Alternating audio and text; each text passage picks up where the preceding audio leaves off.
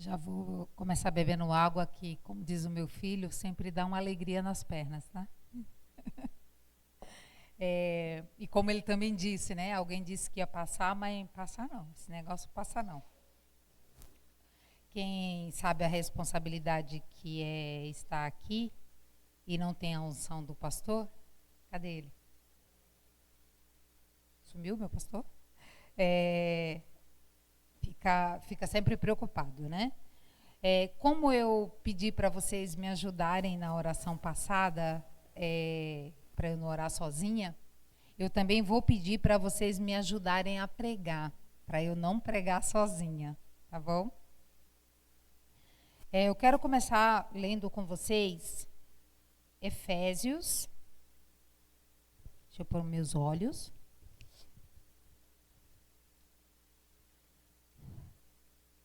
Efésios no capítulo 3 e o versículo 14. Efésios 3 e 14. Diz assim: Por causa disto, me ponho de joelhos perante o Pai do nosso Senhor e Salvador Jesus Cristo, do qual toda a família nos céus e na terra toma o nome. Apenas esse versículo por enquanto. E nós já sabemos que nós estamos aí há um período, né? Esse período aí desse mês, nós vamos falar sobre oração. É mais fácil orar do que falar sobre ela, porque a gente, principalmente quem é igrejado, já sabe que vai orar, que vai pedir alguma coisa e não vai sair de mão abanando. Né? Talvez Deus não te dê aquilo que você pediu, mas Ele vai te dar alguma coisa, Ele vai tratar com você. Talvez Ele não te dê porque Ele tem uma visão mais ampla. Né? Você está vendo o que está ali na limitação da sua visão, mas Deus, Ele vê o além, Ele vê o que está na frente. Então, alguma coisa você vai ter de resposta da sua oração. Nenhuma oração, ela fica vazia.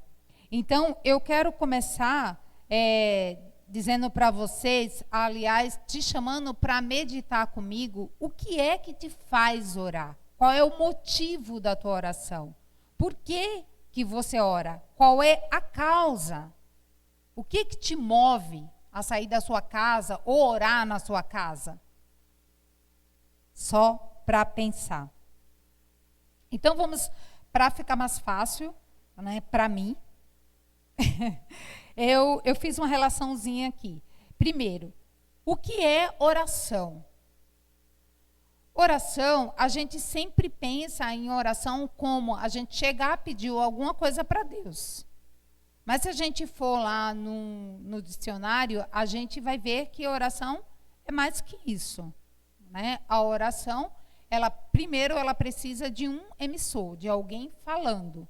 Mas ela também precisa de um receptor, ela precisa de alguém que escute. Por exemplo, agora eu estou redigindo uma oração e vocês são os receptores. Então é assim, orar é falar. E para nós, orar é falar com Deus. Mas não basta só falar com Deus, precisa ser ouvido por Ele. Mas também não basta ser só ouvido por Ele, tem que ter uma comunicação. A oração, ela comunica alguma coisa. Ela é um diálogo, ela não é um monólogo. Porque às vezes a gente ajoelha e parece que a nossa oração é um monólogo, mas não é. A oração, ela é um diálogo, tem que ter uma conversa. É uma conversa. Então, se você pediu ou perguntou alguma coisa para Deus, esteja pronto para ouvir a resposta. Talvez Deus fale com você audivelmente, ou não. Talvez Ele te faça entender. Talvez Ele te fale através de um louvor, talvez Ele te fale através do seu próprio entendimento, talvez Ele te coloque em uma situação que você escute a voz dEle, mas esteja com o seu ouvido afiado para ouvir a resposta de Deus. Não se conforme só em falar, porque a oração, como eu já disse, é um diálogo.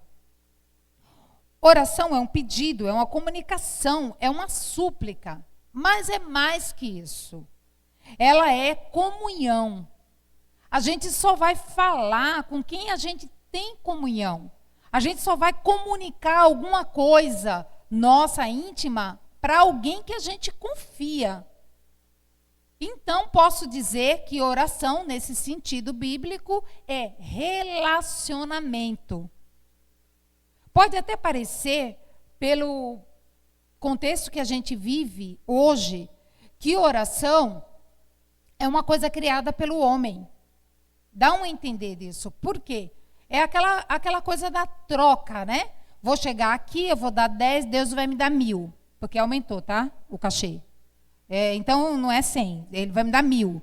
Então, o negócio tá grave. Então, vocês já estão cansados e fartos de virem isso na internet, em outros lugares. E é difícil quando alguém te chama para orar. Né? Aí a gente tem o outro lado, o oposto. A gente tem a pessoa que parte para o fanatismo. Ele vai orar e ele acha que, porque ele está ali de joelho o dia inteiro, eu vou ficar como se fosse pagando uma promessa. Vou ficar de castigo aqui, vou orar tantas horas e logo eu vou me levantar melhor do que a outra pessoa. Opa, tem alguma coisa errada aí na comunicação. Então, vamos lá. A oração, vamos dizer, no âmbito comunicação, é do interesse de Deus. Se você for lá para Gênesis, no início, Deus já tenta se relacionar com o homem, logo nos primeiros capítulos. A gente vê Deus procurando o homem. Deus procurando o homem. Olha a diferença. Na viração do dia, eu entendo que todo final de tarde Deus estava ali para ter um relacionamento com o homem, para ter um bate-papo com o homem. Ele vinha para conversar com o homem, né? E a gente sabe o que foi que fez isso mudar, né? O pecado, ele fez o contrário. Agora o homem busca por Deus desesperadamente, de sua forma, de várias formas. Ele tenta achar alguma coisa, ele anseia por Deus. Mas por que é que nós oramos? Nós oramos como está em Jeremias 33:3. Clama a mim e responder-te-ei. Anunciar-te-ei coisas grandes e firmes que não sabes. Clama a mim. Então, orar não é só conversar. Dependendo da situação, você vai precisar clamar. E ninguém clama, gente, cochichando. Ninguém clama falando, como que eu posso dizer, rebuscadamente. Meu amado Senhor, grande, potentoso, enorme, blá, blá, blá, blá, gastando todo o seu latim. Quando você está realmente precisando clamar, você vai fazer igual o cego. Jesus, filho de Davi, tem misericórdia de mim. E eu falei baixo, mas ele gritou: Jesus, filho de Davi, tem misericórdia de mim. E daí, alguém vai tentar te parar. Para que esse exagero? Você grita mais alto: Jesus, filho de Davi, tem misericórdia de mim. E você vai clamar até quando? Até que você tenha uma resposta. Né? Nós aprendemos na palavra passada um pouco sobre isso. Né? O pastor deu aí um start sobre orar, que nós temos que bater, nós temos que clamar, nós temos que buscar, até que o Senhor responda para sim ou para não. Mas nós precisamos dessa resposta, e nós clamamos porque é bíblico. Não é para Deus ficar conhecendo o que nós precisamos, porque Ele já sabe. Mas a gente tem que cumprir o protocolo. Ele quer relacionamento, Ele quer conversar contigo. Ele quer que você fale com Ele. Entende a diferença? Ele quer ter uma conversa com a gente. Às vezes a gente fala tanto que não dá tempo para Deus falar com a gente, porque a gente chega aqui e derrama. Né? Ou aqui, ou onde a gente estiver, a gente acaba derramando. Senhor, eu estou com esse problema, estou com aquele outro, blá, blá, blá, blá, estou doente, estou isso, estou aquilo. Olha para o meu filho, para o meu cunhado, para o meu vizinho, para não sei o quê. Ah, Senhor, estou com problema no trabalho, blá, blá, blá, blá, tá aqui a relação, resolve aí, Senhor. Isso não é oração. Isso é desabafo. Oração, você vai expor sim a sua necessidade. Se precisar, você vai clamar. Mas você vai estar aberto para ouvir a resposta de Deus. Louvado seja o nome do Senhor. A referência que eu falei que Deus procurava o homem está em Gênesis 3 e 8. Mas, como que eu devo orar? Quando, né? Por que eu devo orar? Nós falamos o que é a oração e nós falamos por que orar. A oração é uma comunicação, é relacionamento com Deus. Por que eu tenho que orar? Porque a Bíblia fala que é para eu orar. Eu tenho que orar porque a Bíblia me manda orar. Eu tenho que orar porque Jesus ensinou a orar. Porque ele disse clama, porque ele disse pede, porque ele disse bate. Ele deu a receita, não tem outra forma, amados. Não tem outra forma. Tem que orar. É necessário orar. Quando nós devemos orar? Ora, em Tessalonicenses, 1 Tessalonicenses 5 e 17, está escrito que é para orar sem cessar. Então, orar não é só o que nós fazemos aqui. Aqui é um ambiente, uma casa preparada para oração, é casa de oração. Então, é para isso mesmo, é para chegar aqui e se relacionar com Deus. É um ambiente propício. É melhor do que no ônibus, é melhor do que no caminho, é melhor do que em casa, é melhor do que qualquer outro lugar. Bom é estar aqui, como disse o salmista Davi. Porém, a oração ela é sem cessar. Então, eu entendo que se ela é sem cessar, eu tenho que falar com Deus a todo momento. Mas a gente fala com Deus a todo momento? Não, a gente não consegue. A gente para falar com as pessoas, para viver. Mas como que eu vou falar então com Deus a todo momento? É colocando Deus na prioridade da nossa vida. É conversando com Ele antes de qualquer atitude. É conversando com Ele sobre qualquer falha que eu tenha. É conversando com Ele sobre qualquer anseio, qualquer projeto, qualquer necessidade, que seja doença, que seja financeira, que seja cultural, o que for. Mas você fale com Deus primeiro. Isso é orar sem cessar. Eu vou comer, eu dou graça. Eu vou dormir, eu dou graça. Eu acordo, eu dou graça. Vou falando com Deus, eu vou colocando isso no meu hábito. Não é? Isso é o orar sem cessar. Eu vou para o trânsito, eu oro também. Eu peço para Deus nos guardar. Que o Senhor guarde a nossa entrada, a nossa saída, o nosso deitar, o nosso levantar, o nosso caminhar, o nosso agir, o nosso trabalhar. Que a gente vai orando e vai pedindo, Senhor, toma frente. Então, você vai conversando como quem conversa com um amigo mesmo. E você vai gerando um relacionamento. Se durante o dia inteiro eu tenho esse relacionamento com Deus, quando eu chegar aqui, com certeza estará muito mais fácil a minha oração. Porque aqui tem um lugar propício. Então, quando eu chegar aqui, eu não vou precisar trazer o meu saco de problema e derramar, porque eu já conversei com Deus durante todo o dia. Mas como então eu devo orar? Olha, em Mateus 6 e 5, ele fala que é em particular e não para ser visto. Né? Lembra do ensinamento de Jesus, que ele fala assim, olha, quando você for orar, entra no seu quarto, fecha a sua porta. Ué, Jesus, mas como é que eu vou ficar no meu quarto direto? Porque o Senhor disse que é para orar sem cessar ou é para orar quando eu trancar a porta do quarto? Entende?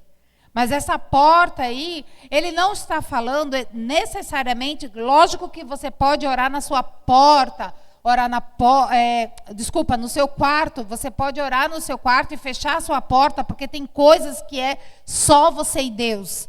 Às vezes você está na igreja e você não pode pronunciar, então você vai orar ali, Senhor, tu sabes, e o seu pensamento vai ali, e o Senhor sabe mesmo, você vai se relacionar com Deus.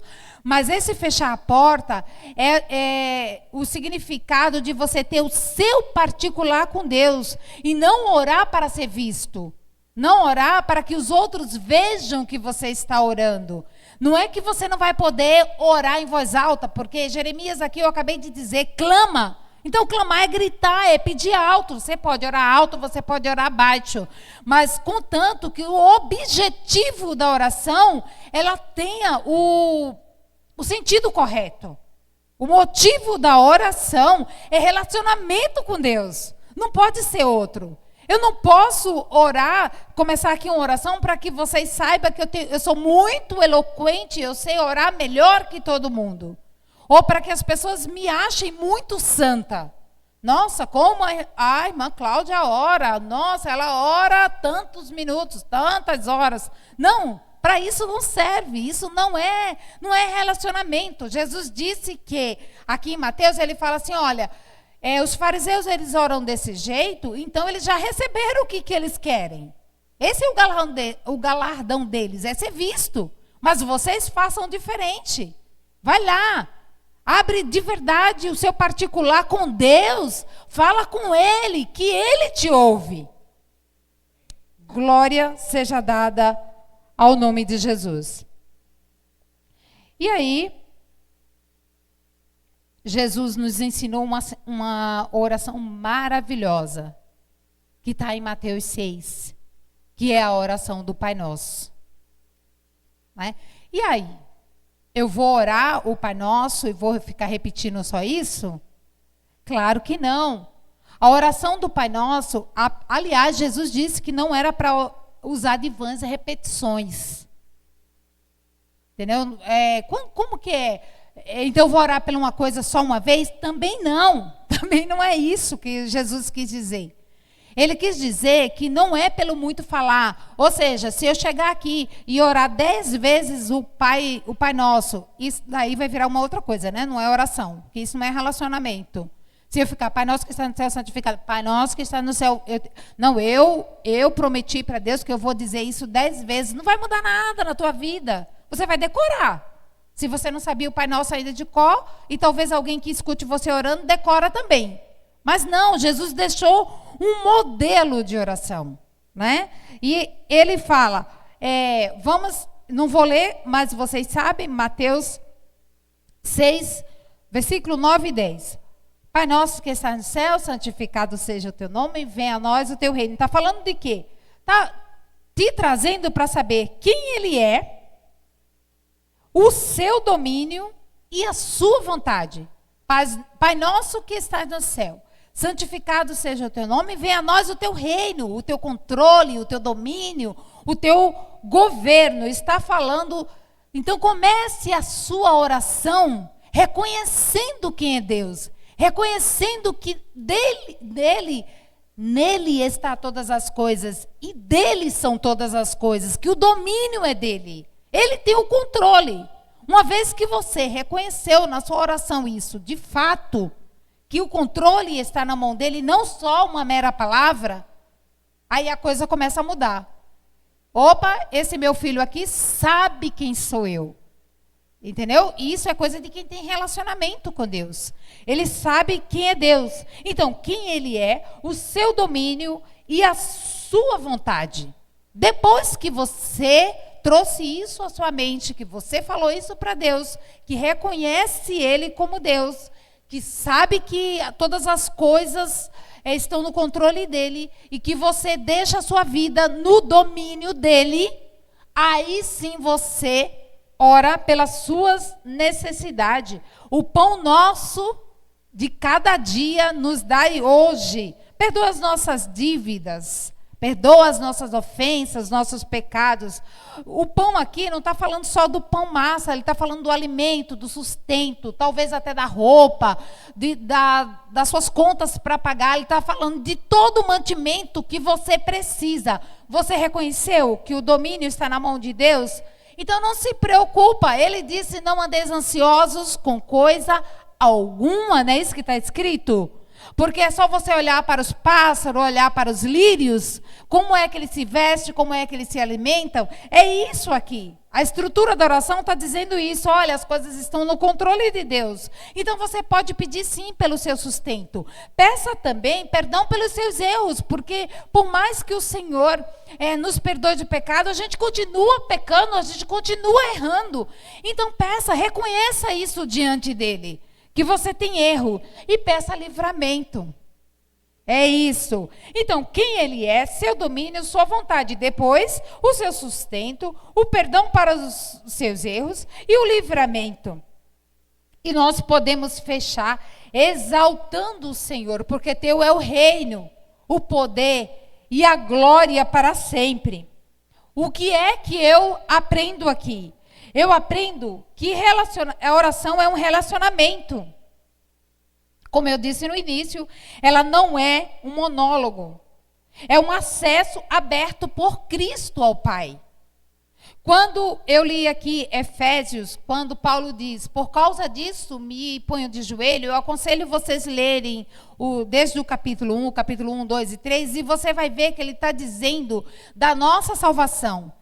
Ele está falando assim, olha, vou dizer na minha linguagem, tá? Vocês não tinham acesso. Vocês não tinham acesso. Deus me chamou para pregar para vocês. Vocês são gentios, ou seja, vocês não são judeus. O trato era com judeus. Então agora vocês têm livre acesso. E por que vocês têm esse livre acesso? Porque Jesus veio.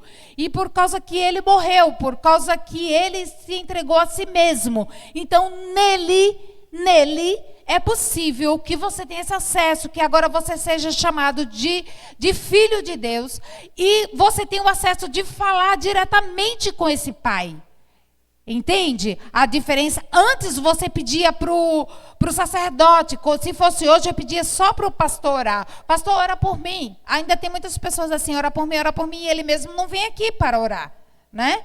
Mas a diferença é essa, que por causa de Cristo, por causa deste livre acesso, ele nos deixou, ele rasgou o véu, todo mundo aqui é crente e sabe do que eu estou falando, rasgou-se o véu, não há mais separação entre você e Deus, não há mais diferença entre judeus e gentios, porque Cristo proveu essa liberdade. Então usa, amado, da tua liberdade, fala com o Pai, entra com ousadia na presença do Pai. Tenha liberdade de chegar na casa do seu Pai e falar da sua necessidade, dos seus erros, das suas fragilidades, reconhecendo sim quem Ele é, reconhecendo que dele é o poder, o reino e a glória para sempre. E Paulo resume da seguinte forma: é por causa disso que eu me ponho de joelhos. Aleluia! É por causa disso, amados. Às vezes eu me pergunto, será que nós estamos nos pondo de joelho pelo motivo certo? Às vezes a gente se põe de joelho porque nós estamos desesperados com nossos problemas, com as nossas dores, as nossas dificuldades, com a nossa pequenez, com coisas passageiras. Não se ponha de joelho, reconhecendo quem é Deus. Aleluia! Louvado seja o nome de Jesus. A hora não me permite ir mais além, mas eu quero ficar com essa palavra, por causa disso. Por causa do que Jesus fez. Por causa do acesso. Porque eu não merecia ser chamada de filha. Porque eu não sou judeu. Porque Jesus escolheu a Paulo para pregar para mim, para fazer conhecido. Porque ele liberou o caminho. É que eu me ponho de joelhos. Louvado seja o nome de Jesus. Que Deus em Cristo nos abençoe.